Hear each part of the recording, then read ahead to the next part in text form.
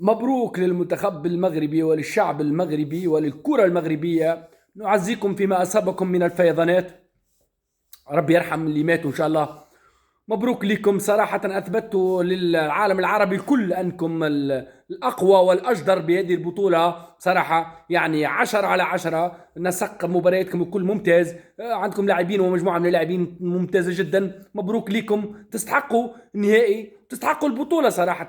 حتى كان السعودية ترشحت معاكم، السعودية أنتم ربحتوها في المباراة السابقة، تستحقوا البطولة على المجهود هذايا وعلى الريتم هذايا وعلى اللعب هذايا. برافو عليكم. مبروك عليكم مرة أخرى. مبروك لحمد الله، سجل مع المنتخب المغربي. صراحة أنا فرحت كحمد الله سجل اليوم وأعطى يعني الباس، أعطى التمريرة نتاع الهدف الثاني. صراحة حمد الله وين يمشي للمنتخب المغربي ما تمشيش معاه الكورة، ما نعرفش، ما مشاتش معاه الكورة ديما وين يمشي المنتخب تصير له مشاكل.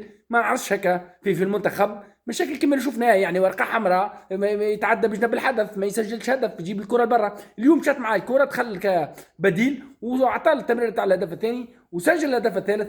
مبروك المنتخب المغربي، 3-0 على الامارات. هارد لك المنتخب الاماراتي، ما عادش تقولوا هات المغرب هات، لا انتم ولا اي منتخب اخر، خاطر المغرب حاليا ورا للناس الكل اللي هو قوي وقوي جدا صراحه، خاصه في كاس العرب. مازال كاس افريقيا، كاس افريقيا طبعا ماهيش كاس العرب، واحنا نعرفوا كل الاجواء الكل مش تصير في المغرب. ان شاء الله تعدى دوره باهيه زاده، وان شاء الله يكون المنتخبات العربيه عندها كلمه في كاس افريقيا. يا ربي تونس والمغرب والجزائر ومصر، كل المنتخبات العربيه ان شاء الله تكون عندها كلمه في كاس افريقيا. مبروك لكم، فرحتونا، يعطيكم الصحه.